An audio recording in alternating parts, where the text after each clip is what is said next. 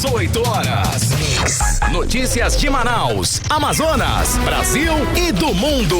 Agora na Mix. 6 horas, 1 minuto em Manaus. Boa noite pra você em 100,7. A sintonia certa é essa, hein? Você está no melhor Mix do Brasil. Estamos começando mais uma edição do programa 18 horas e hoje é quinta-feira. Karime Leão fechando o mês de março, hein? Hoje é dia 31, olha aí, mais um mês do ano de 2022 que se foi, Karime. Acabou-se! Muito boa noite pra você, sintonizado Valeu. aqui em 100,7. Já começo agradecendo a sua companhia, aquele salve especial para quem nos acompanha também nas redes sociais, no @18horasnews. Boa noite. Boa noite. Mix. Vamos aos destaques do programa 18 horas desta quinta-feira. O novo decreto alterando o IPI vai ampliar a redução de 25% para 33% e excluir parte dos produtos fabricados na Zona Franca de Manaus. Falta de segurança no Amazonas já ameaça o abastecimento no interior do estado. Campanha nacional de vacinação contra a influenza, gripe e contra o sarampo começa no dia 4 de abril aqui em Manaus. Vamos falar também sobre a denúncia de que a empresa Prodan, de processamento de dados do estado, distribuiu material publicitário do União Brasil, partido do governador Wilson Lima, para veículos da imprensa. 6 horas, 2 minutos, você no melhor Mix do Brasil. Os principais destaques do dia você confere a partir de agora, hein? Hoje é quinta-feira, 31 de março de 2022 e nós estamos começando mais uma edição do programa 18 horas para você, aqui no melhor Mix do Brasil. 18 horas. Olha, a gente começa falando sobre a Zona Franca de Manaus, assunto de extrema importância. O governo federal promete anunciar novo decreto do imposto sobre produtos industrializados, o IPI, até amanhã.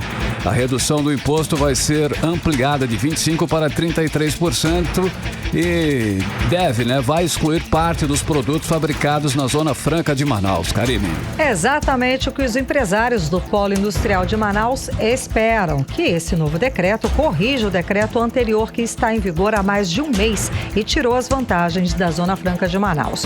O Polo Industrial conta com benefícios fiscais específicos e com a redução ainda maior do IPI, poderia perder competitividade. Vamos saber mais detalhes sobre o assunto na reportagem de Odiné Araújo.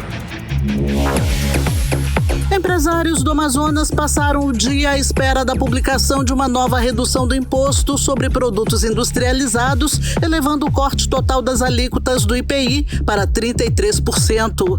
Mas a espera dos empresários locais foi para que o novo decreto corrigisse o decreto anterior, que prejudicou os produtos fabricados no Polo Industrial de Manaus, fazendo com que todos os investimentos locais fossem suspensos até que o presidente Jair Bolsonaro publicasse um novo decreto deixando de fora a Zona Franca de Manaus, que por lei tem isenção do imposto.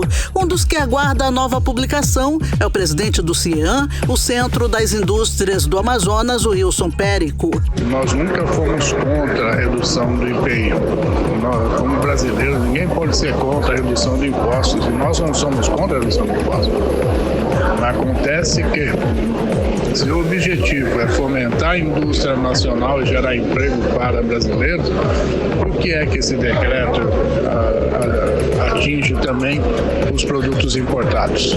E isso que não nos cabe. E os produtos da Zona Franca já não têm o IPI.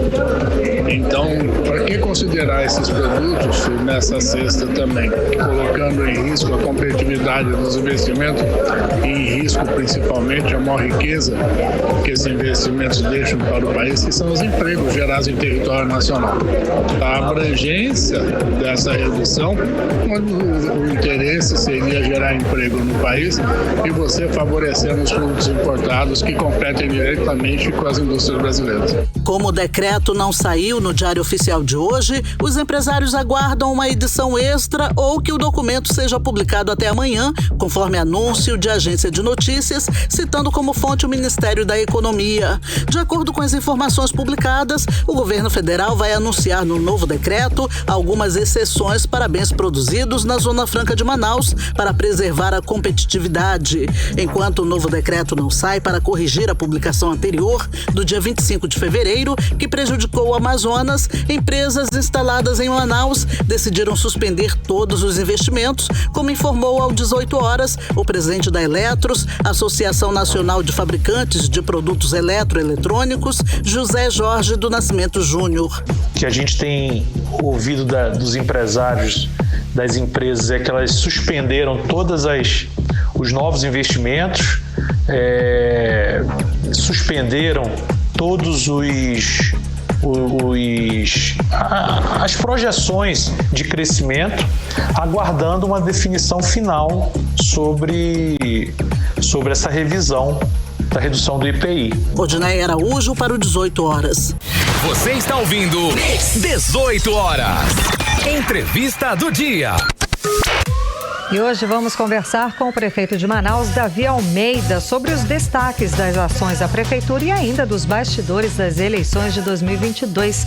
Muito boa noite, prefeito. Seja bem-vindo ao programa 18 horas. Então, o comentário da semana ainda é sobre os áudios vazados do Coronel Menezes. O senhor gostaria de comentar sobre o assunto? Eu sei que o senhor chegou a dizer que o coronel interferiu em investimentos federais de R$1 bilhão, isso mesmo?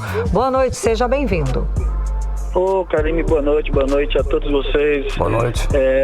Obrigado aos ouvintes da 18 horas, do programa 18 horas. Criou-se uma polêmica, alguns ataques de uns áudios vazados e eu tive que me pronunciar. Realmente tinha uma boa interlocução com o Coronel Menezes, me levou até o presidente, acho que 2 ou 3 vezes. O presidente, diga-se de passagem, me recebeu muito bem, maravilhosamente bem, com muito respeito, e no primeiro contato ele pediu que nós levantássemos as demandas de Manaus. Eu falei para ele da necessidade de apresentarmos investimentos em Manaus, porque teve mais de 60% dos votos aqui na nossa cidade e nós precisávamos dar uma resposta à população. Assim foi feito. Numa segunda reunião eu estive presente, apresentei quase que pedido de R$1 bilhão 150 mil, que tinha incluso casas, infraestrutura, contenção de barrancos, turismo, muita coisa no turismo. Fui recebido por ministros e tudo transcorrendo normalmente. E eu fiquei vendo que ultimamente os contatos com os ministérios foram totalmente desfeitos. E aí eu não queria fazer nenhuma ilação, nenhuma acusação, quando apareceram esses áudios em que o próprio coronel fala que sabotou Manaus, que boicotou Manaus, e aquilo, eu fiquei estarrecido com o que vi. Posso aqui isentar de qualquer culpa o presidente, até porque o presidente não conhece o que se passa aqui em Manaus, mas realmente foi muito infeliz essa fala, que mostra que uma pessoa que tem muito acesso ao presidente, que poderia estar ajudando Manaus, na verdade está trabalhando para prejudicar o povo da nossa cidade. E eu considero hoje o inimigo número 1 da cidade. Se nós não estamos construindo casa é porque ele interferiu de forma negativa para que pudesse prejudicar Manaus, mais de R$1 bilhão de investimento. Alô, caiu a ligação. Estamos conversando com o prefeito de Manaus, Davi Almeida. Ele que está repercutindo o assunto da semana, os áudios vazados do Coronel Menezes, nos quais ele acusa o prefeito Davi Almeida, faz várias denúncias, fala muito sobre o assunto, e hoje o prefeito falou sobre o assunto e estava explicando para a gente justamente uma das declarações dele, do prefeito Davi Almeida, em que ele fala que o Coronel Menezes chegou a interferir junto com o presidente Jair Bolsonaro e conseguiu barrar investimentos de mais de R$1 bilhão que seriam feitos aqui em Manaus. Esses investimentos, o próprio prefeito Davi Almeida teria acordado em reunião com o presidente em Brasília. Ele teria apresentado ao presidente nesta reunião vários projetos com construção de casas, com algumas melhorias de infraestrutura e que ficaram acordados na época. Então, agora, o prefeito, que a gente acaba de retornar a nossa ligação, o senhor estava explicando que por isso que esses investimentos não foram feitos, mais de R$1 bilhão, não é isso, prefeito? Exato, ajudado. A interlocução com o governo federal era a melhor possível. Eu tenho o telefone do ministro Gilson do Turismo, o ministro Marinho da Infraestrutura, ele me levou. Então, o ministro da Saúde, tudo recurso para investir na saúde, na infraestrutura, na educação, na moradia, habitação, tudo isso. Agora a gente, estarrecido, houve que foi o próprio coronel que boicotou, que ele mesmo fala, não estou acusando, mas as palavras dele são claras. E aí eu vejo o entendimento, né? A gente vê que alguma coisa tinha acontecido. E eu ouvi ele falando em algum lugar que foi porque eu me reuni com alguém que era antagônico ao governo, e eu não estou tratando disso com relação ao decreto do IPI. Eu convoquei todos aqueles que queriam ajudar a Zona Franca, foi numa sexta-feira de carnaval.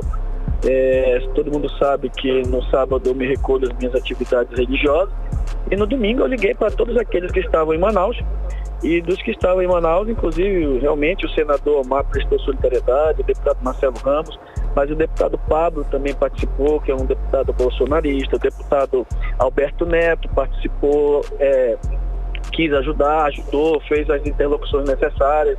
Deputado federal Porco, liguei para o presidente da Assembleia, que participou, presidente da Câmara, vereadores, Eletros, Abraciclo, FIEAN, CIEAN. O que nós queríamos ali era uma interlocução com o governo, que esse cidadão podia ajudar, e a gente viu que ele fez exatamente o contrário. Ele boicotou a cidade, acabou atrapalhando. Acabou atrapalhando. Na verdade, a interlocução que ele tem feito tem prejudicado, né, as alianças aqui pró-presidente Bolsonaro, em quem eu sou simpatizante, eu não escondo de ninguém, sou evangélico, todo mundo sabe, mas as atrapalhadas dele acabaram por prejudicar Manaus, e eu espero que ele possa usar a influência que ele tem, fazer as incursões necessárias para que a gente possa trazer esses recursos. Caso não venham, porque caso esses recursos não venham, está muito claro, a fala dele é óbvia, é nítida. Ele trabalhou para prejudicar, queimou a cidade de Manaus achando que estava prejudicando Davi. De forma alguma ele me prejudica, ele prejudica o povo que quer moradia, que precisa de viaduto, de passagem de nível, que precisa de investimentos no turismo, na infraestrutura, na saúde. As minhas UBS Sport 4 estavam aí, todas elas quase, das 20, eu acho que tinha umas 6 ou 7 contempladas lá naqueles pedidos, eu vou até fazer o levantamento. Então isso é um prejuízo muito grande para Manaus, de alguém que quer, né, o apoio da população para ser senador. Para ser senador, para atrair a cidade, eu não vou permitir que esse tipo de gente possa ser eleito na nossa cidade se não tiver um comportamento diferente. Ok, prefeito, ano de eleição para o governo do estado do Amazonas, a sua posição com relação a essas eleições agora aqui no estado do Amazonas, o senhor pensa em se candidatar ou vai lançar algum nome aí pelo seu partido, o Avante? Qual é a sua posição? Carlão, é o seguinte, eu fico na prefeitura, não vou ser candidato, meu compromisso é com Manaus, estou trabalhando e buscando a ajuda de todos aqueles que queiram ajudar Manaus. Inclusive o Coronel Menezes foi um que se prontificou, me levou, só que esse comportamento dele mudou de uma hora para outra, eu não sei qual o motivo. Espero que ele possa rever para que a gente possa conseguir recursos. Eu não tenho ainda definição sobre o candidato a governador que vou apoiar, nem o candidato a senador que vou apoiar. Estou procurando propostas, inclusive buscando ajudas para Manaus. Todos aqueles que têm ajudado Manaus eu tenho pontuado. E eu quero poder ser justo com todos aqueles que eu estou conversando, inclusive conversei já com o governador Wilson Lima, deixei isso bem claro, com o senador Eduardo Braga, e muito provavelmente na próxima semana irei conversar com o ex-governador amazonino para mostrar para ele o que nós queremos para as mudanças que nós queremos para o nosso estado, até porque o próximo governador vai administrar 120 bilhões de reais, dinheiro suficiente para mudar a vida da nossa gente, do nosso estado. Então, nós estamos trabalhando com planos, né, com projetos que viabilizem o desenvolvimento do estado. Nesse momento, nós não temos definição sobre candidato nenhum. Certo, prefeito. Agora, o senhor tem secretários que vão ser candidatos. Então, o senhor já sabe, já tem esse levantamento, né? O calendário já está. Quais são e quem vai substituir? Vamos lá, vou dar uma informação exclusiva aqui para vocês. Eu tô indo... Vocês não gostam um pouco, né? Lógico. Eu estou nesse momento na Avenida Brasil, todo mundo já sabe que O Sabá Reis vai se ausentar hoje da secretaria, né? Ele sai da secretaria de limpeza, vai ficar... Caiu novamente a ligação com o prefeito Davi Almeida. Estamos conversando agora. O assunto são as eleições para 2022. Ele já afirmou que não vai sair da prefeitura, não é candidato a governo, mas, é claro, está pensando ainda em apoios, não declarou nenhum apoio. Agora nós estamos falando sobre os secretários municipais, os que vão sair para ser candidatos e quem ele vai colocar, né, na vaga de candidato. Né? Não estamos tentando ele falou retomar... que vai fazer umas reuniões ainda para definir algumas coisas, né, Karime? As alianças, claro. Ele está conversando, fazendo alianças. Ok. Prefeito, vamos lá, prefeito. Voltamos. A gente quer essa exclusiva. Suspense, né? Suspense, não pode. Vamos lá, os secretários que saem, quem vai ficar no lugar? Vamos lá, prefeito. O Sabá Reis sai, eu ia falar agora que eu estou chegando no evento, mas eu vou falar ainda. Tá bom. Antes de chegar no evento, Manaus toda vai ficar sabendo. Assume o Altevi, que é o subsecretário dele mesmo, né? Sim. Na Casa Civil, eu anunciei hoje de manhã a saída do Dr. Tadeu, que é um procurador de carreira do Estado, foi meu procurador-geral quando eu fui governador. O doutor Tadeu também sai para ficar à disposição para projetos futuros e assume o doutor Rafael Bertazzo, que é o subchefe da Casa Civil, assume a Casa Civil. A doutora Chade, amanhã é a despedida dela, a saída dela. Nós vamos alçar o doutor Djalma Coelho, que é o subsecretário. Os demais são o Janjão, que vai sair para ser candidato a deputado estadual, e algumas outras mudanças que eu vou anunciar até amanhã, meio-dia. Ok, prefeito, agora para finalizar, esse ano o senhor anunciou grandes obras referentes aí à infraestrutura e mobilidade urbana da nossa cidade, com investimentos estimados em 1,3 bilhão para Manaus. Qual seria o principal destaque? O que o senhor gostaria de acrescentar nessa informação aí de infraestrutura e mobilidade urbana? Perfeito, obrigado. Vocês têm visto, né, os ouvintes do 18 horas, que está muito difícil nós trabalharmos, muita chuva, né? Nós contratamos e finalizamos agora, acho que sexta-feira, amanhã ou até segunda, eu estou assinando o contrato com 14 empresas daquelas 10 mil ruas, que eu acredito que vai até dar para fazer 11 mil ruas, porque estão chegando alguns recursos a mais. Tudo dinheiro da prefeitura e alguma parte o governo do estado nos deu, diga-se de passagem, sendo justos, né? Mas aí 80% é recurso da prefeitura. Então serão praticamente 11 mil ruas recuperadas, recapeadas. Dessas 11... Nossa, caiu de novo a ligação. Estamos conversando com o prefeito de Manaus, Davi Almeida, ele que agora está falando, né, sobre os investimentos, né, sobre as grandes obras referentes exatamente à infraestrutura e mobilidade urbana, um investimento de 1 bilhão e 300 milhões de reais. Ele está falando que das 10 mil ruas asfaltadas, ele vai entregar 11 aí, foi isso, Carlão, que ele disse? E também está tendo dificuldade, né, por causa da chuva, esse temporal que a gente está vivendo, está chovendo praticamente direto. Todos os dias, né? Como é que faz a obra de infraestrutura? Exatamente. Ok, voltamos. Prefeito, eu sei que o senhor está entrando num compromisso. Okay. Agora, às 6h20, só pode concluir, então, esses investimentos. Vou ser bem mais rápido. Das 11 mil ruas contratadas, 11 mil, eu só consegui fazer 400 ruas. Isso, então, eu peço ao ouvinte que tenha paciência. Quando acabar a chuva, nós vamos chegar em quase todas as ruas de Manaus, dotando Manaus de uma das melhores infraestruturas do Brasil. Por exemplo, das 43 feiras de Manaus, eu vou recuperar 35. Nós temos também 5 viadutos que nós vamos dar a ordem de serviço já no próximo início de maio, né? São várias intervenções, viadutos e passagem de nível na nossa cidade. Ontem eu dei a ordem de serviço para a construção de mais 3 UBS Porte 4 com recursos da prefeitura. Nós vamos reformar 17 CRAs, que nós temos 18. Nós vamos reformar 17, emenda do deputado Marcelo Ramos, diga-se de passagem. Nós temos também aqui 99 UBS sendo recuperadas ainda esse ano. Nós temos mais de 70 escolas sendo recuperadas, reformadas ainda esse ano. Nós temos nós vamos mudar a cara de Manaus com relação ao turismo. Nós temos aqui, na próxima semana eu vou dar ordem de serviço no local Casa de Praia, para a reforma e construção lá do local Casa de Praia. Nós temos aqui ainda esse ano para dar início no parque do centro da cidade de Manaus, ali no porto de Manaus, né, o Pier, que é o mirante do centro, o parque Niemeyer, lá na Zona Leste, o parque ali no Mindu, ali no prolongamento do Mindu, entre a Zona Leste e a Zona Norte, é o Parque Gigante da Floresta. Tudo isso com recursos da prefeitura, alguns são empréstimos e algumas parcerias com o governo.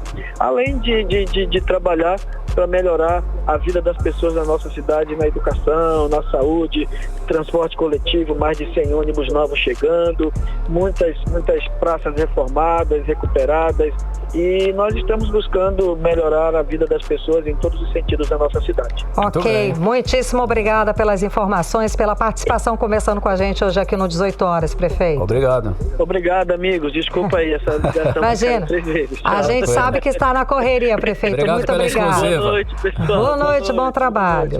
Tchau. Tchau. Conversamos com o prefeito de Manaus, Davi Almeida. 6h21, você no melhor mix do Brasil. 18 horas. Seguindo o assunto de política, vamos agora falar dos bastidores da política local com a repórter Artemisa Gadelha. Artemisa, bom, para começar, a gente tem uma denúncia muito grave. A empresa estatal Prodan, de processamentos de dados do Estado, distribuiu material publicitário do União Brasil, o partido do governador Wilson Lima, para veículos da imprensa. Explica pra gente, boa noite. Boa noite, Karime. Boa noite, Carlão. Boa noite a todos que nos acompanham no programa 18 Horas. Bom, distribuiu sim, Karime. E como sabemos, não pode. O governador Wilson Lima é candidato à reeleição ao governo do estado do Amazonas. Então, é proibido fazer uso da máquina, usar o dinheiro público para um evento do partido dele, né? O União Brasil. Como você disse no início, o sistema da Prodan, empresa de processamento de dados do estado, foi usado para distribuição de material publicitário do União Brasil aos veículos de comunicação. No dia 29 de março, o Wilson anunciou nomes de candidatos a deputados federais pelo partido no Salão Rio Amazonas do Hotel Intercity Premium, em Manaus. Bom, áudios e os vídeos desse evento foram postados no link cloud.prodan.am.gov.br. Se você estiver acompanhando o programa 18 Horas, nós vamos mostrar agora os prints, né, e alguns documentos também que revelam aí, né, esses documentos justamente da Prodan. Então você pode acompanhar no YouTube e no Instagram do programa 18 Horas. Ainda tem mais, viu?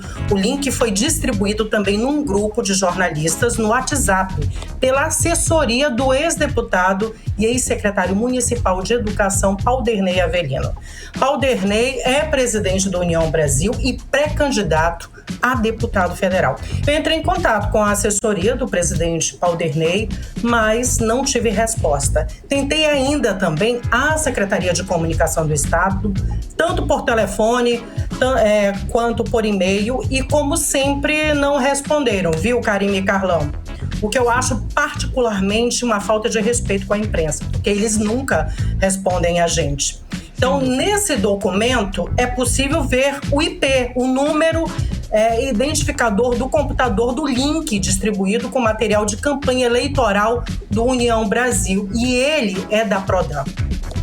E segundo a entidade responsável pelos endereços de internet no Brasil, os arquivos são, sim, identificados sendo da Prodan. Agora, imagina, a Prodan é uma empresa estatal que recebe milhões de reais do governo para prestar serviços, né, de armazenamento de dados, de internet, enfim, como compartilhamento de arquivos em nuvens. Mas para o Estado, né? Esse serviço é para o Estado e as suas respectivas secretarias. O promotor de justiça, Wesley Machado, conversei com ele hoje à tarde, ele que é membro do Comitê Amazonas de Combate à Corrupção, relata que a ação do governador Wilson Lima fere o inciso 1º do artigo 73 da Lei número 9.504. Vamos acompanhar, então, a entrevista com Wesley Machado?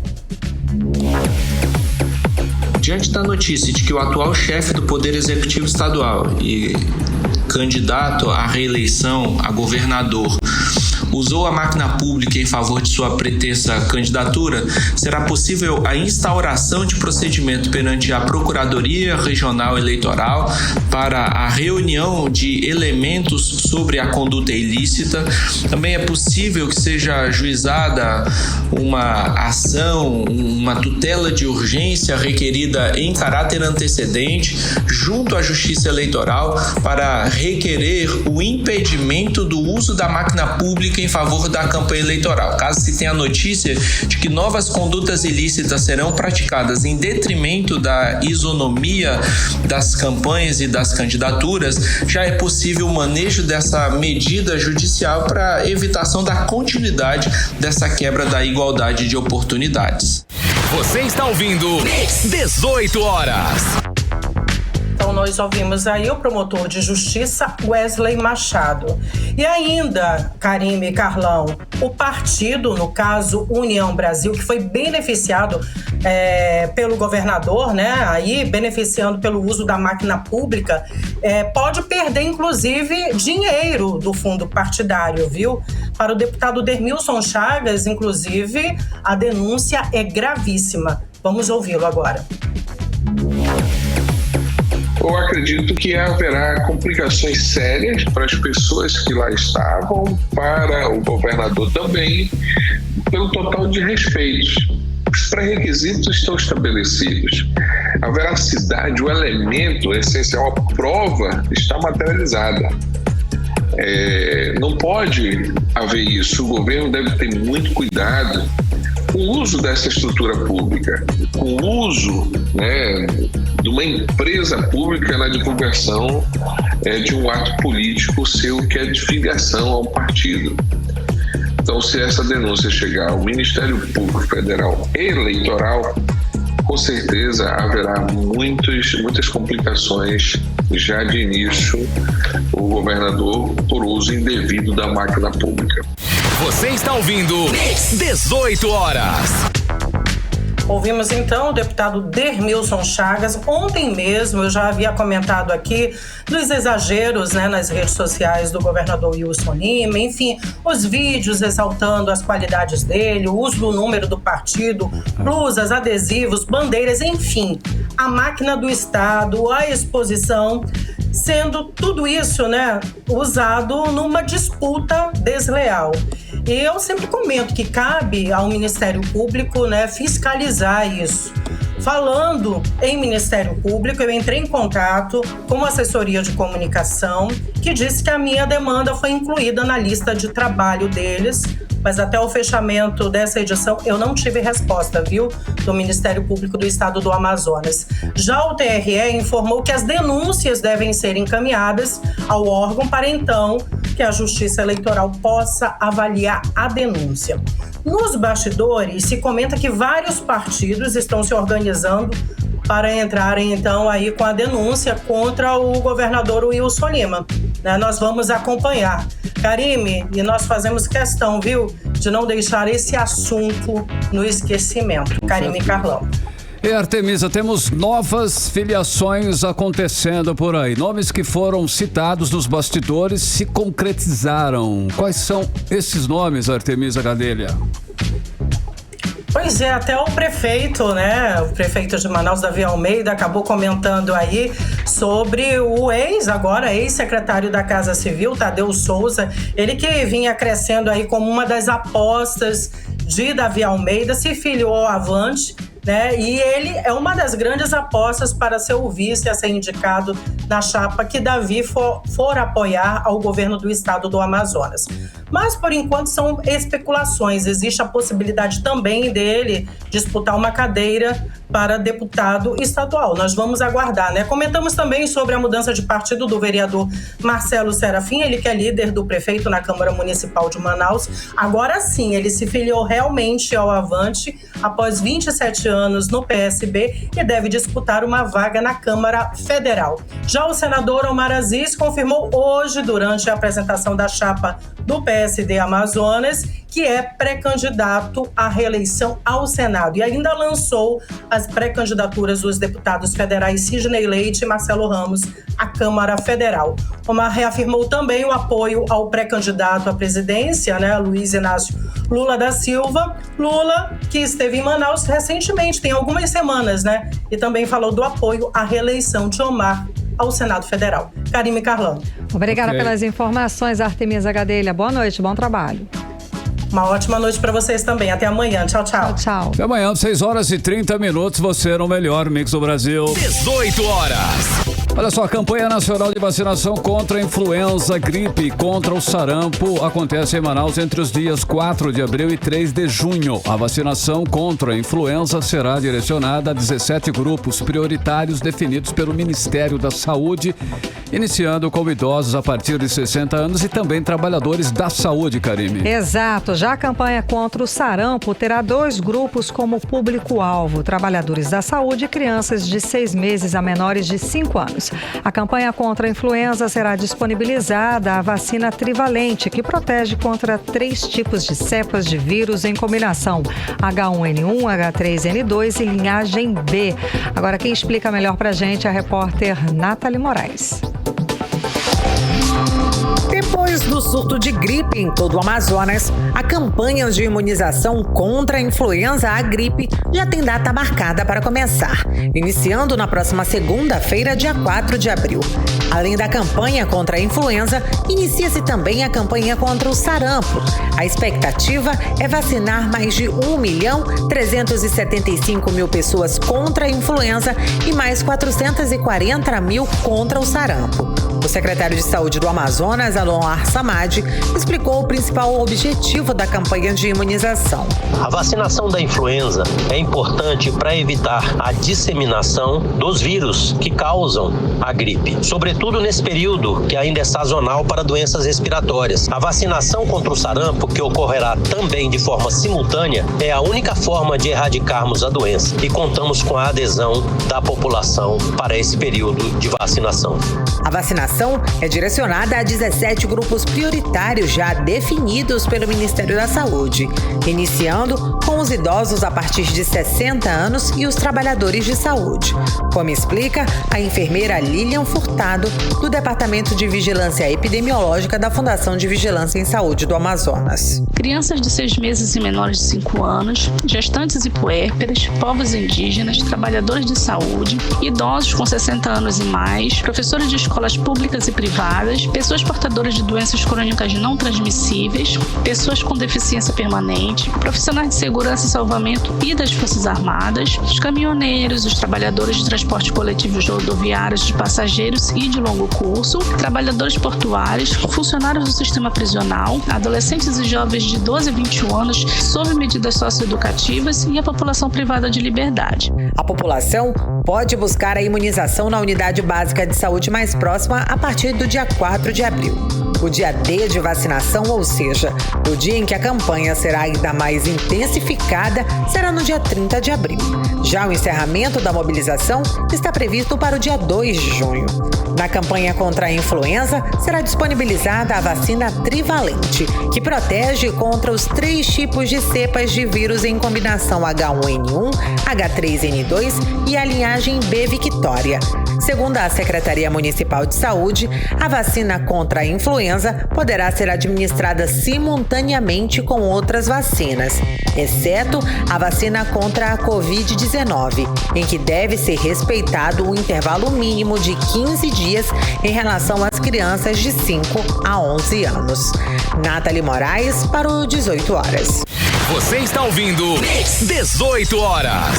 6h34, você no melhor Mix do Brasil. E daqui a pouco, hein, você confere aqui no 18 horas. A falta de segurança no Amazonas já ameaça abastecimento no interior do estado. É o nosso assunto em instantes. 18 horas.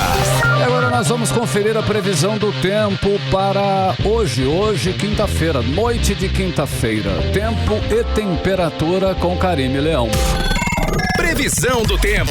A previsão é de período de nublado com chuva a qualquer hora, segundo informações do Climatempo. A mínima prevista é de 23 graus, a máxima bem fresquinha, gente. Não deve passar dos 27 graus. Boa. As chances de chuva são de 90% e a umidade relativa do ar fica entre 78% e 100%. Mix. O nível do Rio Negro hoje registra 27 metros e 16 centímetros acima do nível do mar, né? Acima do normal, inclusive, segundo o Serviço Geológico do Brasil.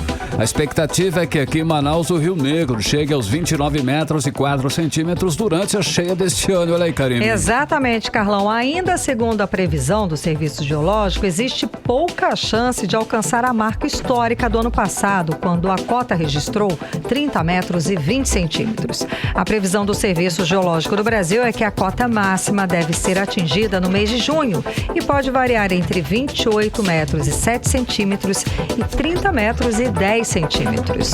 Mix. Olha, a falta de segurança no estado do Amazonas já ameaça o abastecimento no interior do estado, hein? A afirmação é do presidente do Sindicato das Empresas de Navegação Fluvial do Amazonas, o Galdino Alencar Júnior. Segundo ele, além dos prejuízos econômicos, os prejuízos sociais são imensos, desde os ataques e agressões físicas até o uso dos recursos dos roubos para financiar uma série de atividades ilegais em toda a região. Vamos acompanhar mais sobre o assunto agora na reportagem de Odiné Araújo.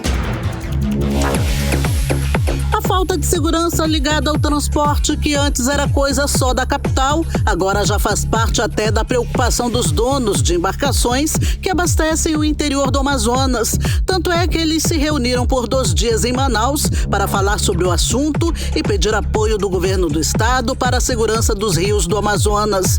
Promovido pelo Instituto Combustível Legal, que reúne diversos empresários do ramo de distribuição de combustível, o evento foi realizado pela primeira vez na região norte, justamente por causa dos problemas de segurança enfrentados pelo setor para abastecer as cidades. O CEO do Instituto Combustível Legal, Guilherme Teófilo, falou sobre o assunto. Nós estamos preocupados com alguns delitos que ocorrem na logística do transporte de combustível para a Amazônia e no armazenamento e na distribuição desse combustível no estado do Amazonas. Por conta disso, resolvemos dar uma prioridade à região norte, já que a gente tem esses problemas de delitos, graves delitos.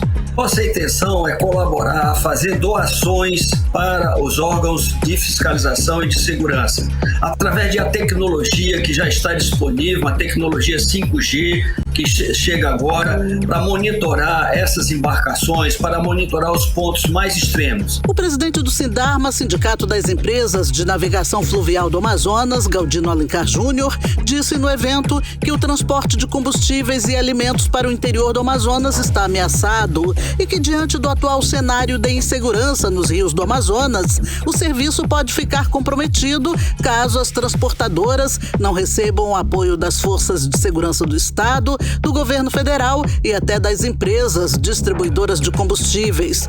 Ainda de acordo com o presidente do Sindarma, a ação dos piratas, como são chamados os assaltantes dos rios, além de causar prejuízos enormes para as empresas, também prejudica toda a população dos municípios, que sofre com o desabastecimento, inclusive, de energia elétrica.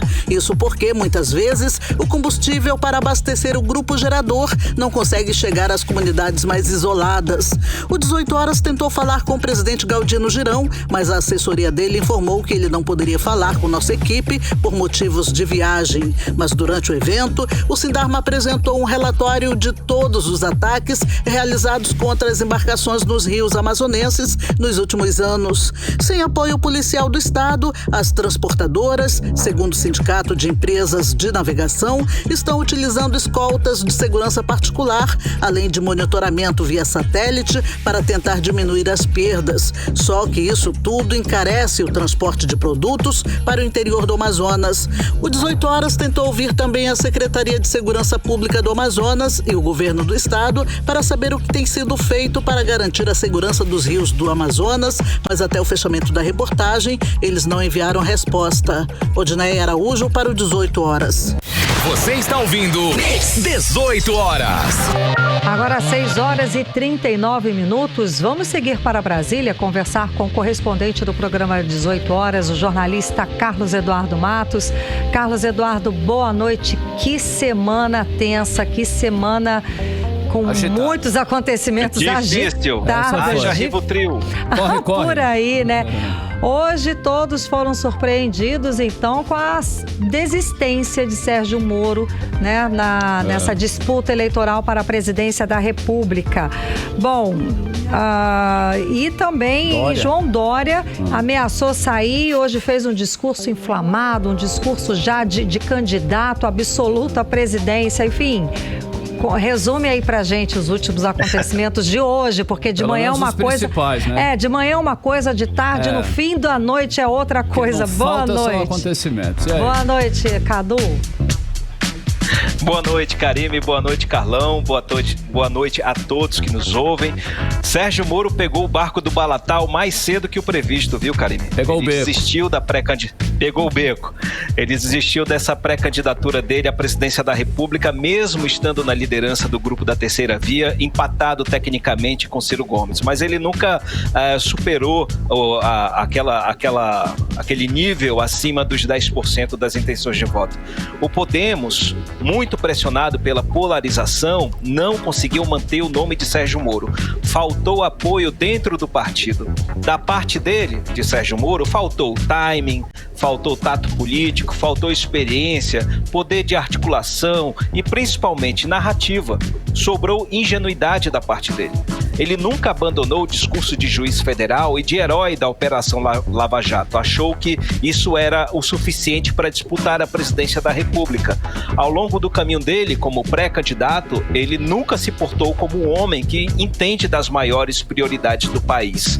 Por causa da pressão no Podemos, ele atendeu ao convite do presidente da União Brasil, o Luciano Bivar, mas a ala do DEM, dentro do Partido União Brasil, liderado pelo ACM Neto, que está muito atento às composições nos estados, segurou a porta com o pé e disse o seguinte: o partido aceita o senhor aqui, mas você abre mão da sua pré-candidatura à presidência, porque ninguém o quer como presidente.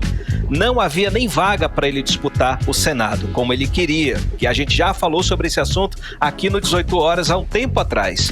Sobrou para Sérgio Moro a chance apenas de disputar uma vaga para deputado federal pelo estado de São Paulo. Esse, portanto, Karime e Carlão, é o capítulo que finaliza a história política de Sérgio Moro, traído pelo Podemos, rejeitado por parte do União Brasil, odiado pelos petistas, chamado de traidor pelos bolsonaristas e sem o apoio do Movimento Brasil Livre, o MBL. O Brasil torcia, de fato, por uma direita moderada, mas ela não veio pelas mãos de Sérgio Moro. Mas e aí? Quem vai votar em Sérgio Moro vai votar em quem, afinal? Eu conversei com alguns analistas políticos que divergem até agora sobre esse assunto. Uns acreditam que os votos vão totalmente para Bolsonaro, já que o grupo da Terceira Via segue desorganizado. Outros dizem que os votos parte dos votos, aliás, e deverão ir para Ciro Gomes, que é muito pouco provável, mas tudo indica que os bolsonaristas decepcionados, aqueles da direita moderada, passem a votar em Bolsonaro, que está uma base muito mais bem organizada e que tem tudo para crescer rumo ao segundo turno. Agora, no núcleo tucano, Karime, João Dória fez aquele auê dizendo que iria desistir da candidatura à presidência da República, desmontando todo o esquema político que estava montado em torno dele, principalmente no estado de São Paulo, que é o reduto do PSDB há quase 30 anos. João Dória se sentiu traído dentro do partido e disse que não iria mais disputar a presidência da República. Pronto, disse isso, nem dormiu à noite. O vice-governador de São Paulo, Rodrigo Garcia, que está em segundo nas intenções de voto em São Paulo, reagiu ameaçando mobilizar o parlamento com impeachment contra João Dória. A briga se desenrolou o dia inteiro, foi pela madrugada, seguiu o dia inteiro e o resultado saiu agora à tarde. João Dória voltou atrás e decidiu que vai continuar sendo candidato à presidência da República, apesar dos 2% dele das intenções de voto. Ou seja, ele desistiu de desistir. Karime, vou tentar entender. Mas foi uma briga chata, gente. Uma briga chata porque foi um movimento desnecessário no meio político, ainda mais agora, nesse momento de guerra na Ucrânia, com preços altos, pandemia e por aí vai. É uma disputa política que não chegou a nada. Se Dória já tinha rejeição, a situação dele ficou ainda pior. Isso que eu ia falar. É outro, desgastou, né, Cadu? Total. Desgastou ainda mais a situação dele. É outro aí que falta tato político, falta experiência e principalmente falta humildade para o senhor João Dória. Karime, Carlão. Cadu, você falou aí de vários capítulos e várias novelas aí, né? Do Moro, do prefeito de São Paulo, e tem ainda a novela do Daniel Silveira, que agora ele parece que ele resolveu permitir que a Polícia Federal coloque nele lá a famosa tornozeleira eletrônica. Como é que tá aí essa novela? Já é o fim da novela, o fim, ou tem mais alguns capítulos ainda, Cadu? Veremos, né, Carlão? Porque ele mobilizou uma sociedade em torno dele, né, em prol da liberdade de expressão. Mas, Carlão, a fera, enfim, se acalmou, né? A Polícia Federal conseguiu hoje, por volta das 3 da tarde, colocar a tornozeleira eletrônica no deputado Daniel Silveira. Ele foi lá na sede da Polícia Federal, tranquilinho, e lá os caras colocaram na canela dele ali a tornozeleira eletrônica. Essa medida foi uma determinação do ministro do STF, Alexandre de Moraes, que devido aos processos criminais que ele responde, o deputado só pode circular na cidade dele, Petrópolis, lá no Rio de Janeiro, e na Câmara dos Deputados, estando ele proibido de participar de atos políticos. Então, dessa forma, o deputado Daniel Silveira vai passar a exercer o mandato usando tornozeleira eletrônica. Vale lembrar que ele já foi preso por usar a internet para fazer ataques contra a democracia, contra as instituições democráticas e principalmente contra o poder judiciário, né? O discurso que ele vinha fazendo voltou a ter o eco do presidente Bolsonaro, Carlão. Hoje o presidente Bolsonaro participou de um evento no Palácio do Planalto, onde prestou apoio ao deputado Daniel Silveira, que estava presente na plateia. Na fala dele, o Bolsonaro fez críticas muito fortes ao poder judiciário, dizendo que os ministros têm que calar a boca. A postura dele, que é uma postura política, afinal, eleva ainda mais a temperatura dos grupos radicais, dos grupos de extremistas de apoio a Bolsonaro na internet, que voltaram a fazer novos ataques contra o STF. Falando sobre o governo, Carlão, hoje 10 ministros do governo Bolsonaro deixaram seus cargos para disputar cargos eletivos nos estados, né? O destaque é o ex-ministro da Infraestrutura, o Tarcísio de Freitas, que está em primeiro lugar nas pesquisas de intenção de voto para governador de São Paulo. O ex-ministro da Defesa, o general Braga Neto, deixou o cargo porque deve sim ser o vice na chapa de Bolsonaro, mas ainda não tem a confirmação oficial. Ele foi exonerado, mas em seguida foi nomeado assessor da presidência da República. Enquanto isso, Carlão, no núcleo da esquerda, a principal notícia foi que o ex-presidente Lula voltou a discutir uma possível revisão da reforma trabalhista, que foi sancionada em 2016 pelo ex-presidente Temer.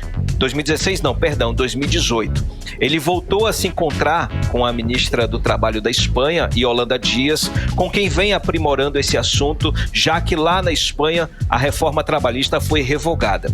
É um assunto que vem sendo acompanhado com muita expectativa, Carlão e Karime, porque se Lula disser que vai fazer mudanças à reforma trabalhista, ele tem o apoio dos trabalhadores, porém ele perde totalmente o apoio do mercado. Karime e Carlão. Pois é, Cadu, para finalizar, amanhã é o último dia de janela partidária, aquele período que a Justiça Eleitoral permite que os políticos mudem de partido sem punição. Que partido até agora se deu bem aí nessa dança das cadeiras, Cadu? Karime, o PL, com toda certeza, né? Como você disse, amanhã é o último dia da janela partidária, mas parece que o atual cenário que se encontra hoje é o que vai ser fechado amanhã, né? O PL, que é o partido do presidente Bolsonaro, passa a ser, portanto, a maior bancada da Câmara dos Deputados, com 66 parlamentares, podendo subir para 70. a partir de amanhã. Tudo depende das negociações, as últimas negociações que vão ocorrer. Houve uma revoada muito grande, né? A gente vem falando sobre isso aqui, após a filiação do presidente Bolsonaro. A segunda maior bancada é do PT, com 53 parlamentares. Não aumentou e também não diminuiu. O PT segue ali firme e forte com seus números ali. O PP, Partido Progressistas, partido do presidente da Câmara, Arthur Lira, muito ligado ali ao Centrão, muito ligado ao presidente Bolsonaro, é a terceira maior bancada, com 52 parlamentares. O partido teve uma evolução muito grande, até porque os grupos bolsonaristas decidiram se dividir de forma estratégica entre os partidos do Centrão para compor as bancadas nos estados. O União Brasil, que perdeu até agora 29 parlamentares, caiu para a quarta maior bancada da Câmara, com 51 parlamentares. Em fevereiro, a gente falou aqui que tinha tudo para ser a maior bancada, o maior recurso do fundão. Acabou essa história. O União Brasil está lá embaixo, sendo a quarta bancada, mas com bastante força, tendo parlamentares da direita moderada, um pouco bolsonaristas ali compondo essa legenda. A configuração dessas bancadas é muito importante, Karime e Carlão, porque o tamanho delas é que vai servir de base para decidir quanto cada partido vai receber no fundo eleitoral para as eleições desse ano. Volto com vocês, Karime e Carlão. Obrigada pelas informações, Carlos Eduardo Matos, direto de Brasília. Boa noite, bom trabalho. Valeu, gente. Um abraço. Tchau. Até amanhã. 6h50, você era o melhor Mix do Brasil. 18 horas. Olha só, a inflação é um fator que tem feito muitos consumidores perderem o seu poder de compra. Olha só, tudo aumentou, mas os salários dos amazonenses não têm acompanhado aí a subida dos preços dos produtos, Karine. Carlão, e os servidores do governo do estado do Amazonas têm sentido essa instabilidade econômica. Por isso, o deputado estadual Dermilson Chagas cobrou na sessão da Assembleia Legislativa o aumento real dos salários de todos os servidores. Karine, para Dermilson Chagas, o reajuste concedido pelo governo do Amazonas em janeiro deste ano não cobre a inflação. O repórter Hector Silva traz os detalhes sobre esse levantamento feito. O deputado estadual Dermilson Chagas, do Podemos, cobrou na manhã da quarta-feira, dia 30, do governo do Amazonas, o aumento salarial real dos servidores públicos estaduais. De acordo com o parlamentar, o reajuste concedido por meio da Lei nº 5.770, publicada no Diário Oficial do Estado do dia 10 de janeiro de 2022, para todas as categorias, principalmente para os servidores da segurança, não cobre a inflação.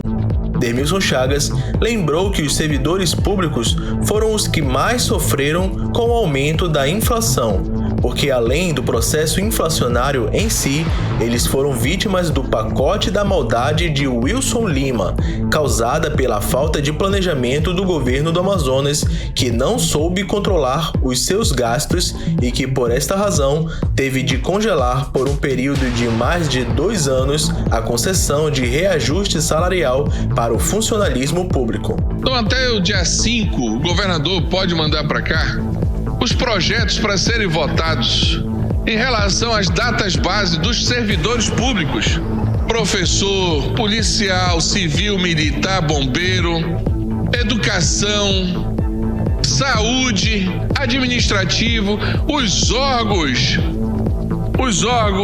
como o IPAAN, Previdência. Então, deputado Serafim, faço um apelo. O prazo já é curto, já é pequeno, deputada Terezinha. E aqui, pensando nos servidores, nós já viramos o ano. E a preocupação é saber da data base dos servidores públicos do estado do Amazonas. A senhora, como uma lutadora que tem a bandeira da educação, tenho certeza que muitos dos seus colegas querem saber também qual o reajuste. Torço para que isso chegue nesta casa como mensagem para que a gente possa votar e assim a gente desejar que os servidores tenham a reposição. Segundo o parlamentar, na maioria dos casos, as perdas, diferença negativa entre os índices concedidos e a inflação, variam entre menos 7,35% e menos 14,82%, indicando que os reajustes atenderam apenas parcialmente à recomposição da perda de poder aquisitivo previsto no artigo 73, inciso 8º da Lei nº 9.504/97, fato que coloca o governo de Wilson Lima ainda como devedor de reajuste salarial de todos os servidores públicos estaduais. Hector Silva para o 18 Horas. Você está ouvindo 18 Horas. 6 horas e 54 minutos, você no melhor mix do Brasil. Vamos conferir, hein? Previsão do tempo para amanhã. Amanhã, sexta-feira. Tempo e temperatura com Karime Leão. Previsão do tempo. Segundo informações do Climatempo, amanhã a previsão é de sol e aumento de nuvens de manhã, com pancadas de chuva à tarde e à noite. A mínima prevista é de 23 graus, a máxima um pouquinho mais quente do que hoje, viu? Pode chegar a 31 graus. As chances de chuva são de 83% e a umidade relativa do ar fica entre 67% e 97%. Mix. Economia. Vamos aos indicadores econômicos desta quinta-feira. O dólar fechou em queda, hein? Caiu 0,54%, cotado a R$ 4,76. No mês, recuo da moeda americana foi de 7,70%. O euro fechou também em queda de 1,33%, cotado a R$ 5,26. O Bitcoin fechou negativo com menos 3,24%, cotado a R$ 219.058. O Ibovespa, o principal índice da Bolsa de Valores brasileira, fechou em queda, menos 0,22%, aos 119.999 pontos. E o endividamento familiar atinge nível recorde em março. A parcela de famílias com dívidas em atraso ou não no país atingiu 77,5% em março deste ano. Essa é a maior proporção de endividados desde o início da pesquisa de endividamento e inadimplência do consumidor em 2010, segundo a Confederação Nacional do Comércio de Bens, Serviços e Turismo. Olha, de acordo com o levantamento, em fevereiro, o percentual era de 76,6%. Já em março do ano passado, a taxa era de 67,3%. O cartão de crédito segue como grande vilão aí e responde por 87% dos motivos de endividamento no país. Logo depois estão os carnês, financiamento de carro, crédito pessoal e financiamento de casa. E o índice geral de preços IGPM ficou em 1,74% em março, segundo dados da Fundação Getúlio Vargas, divulgados nesta quarta-feira.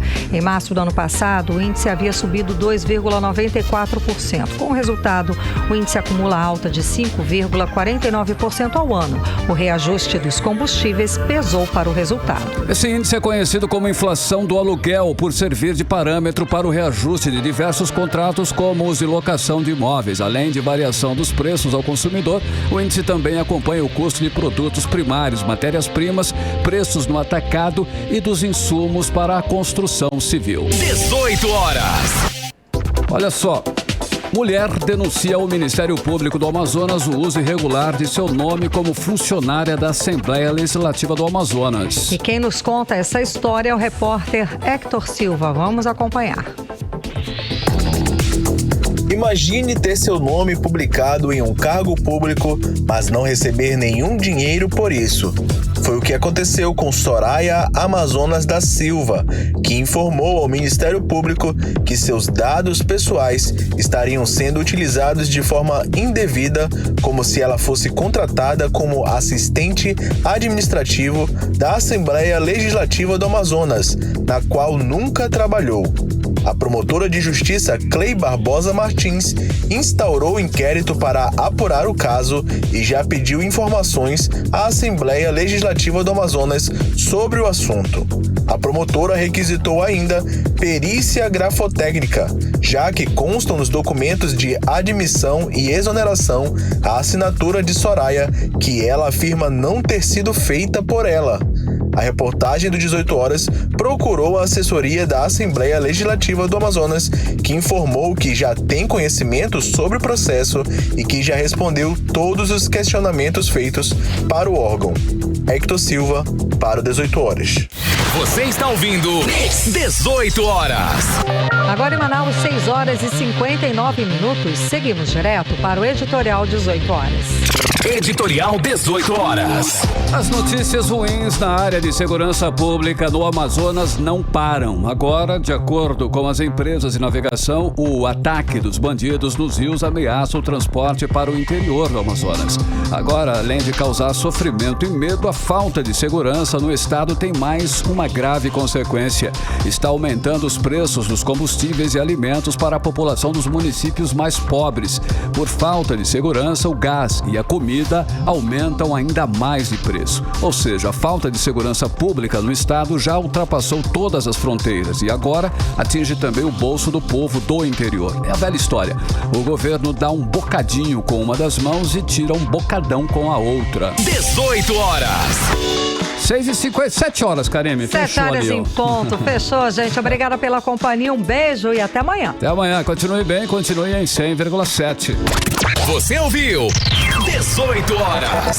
As notícias do Brasil e do mundo. De volta amanhã.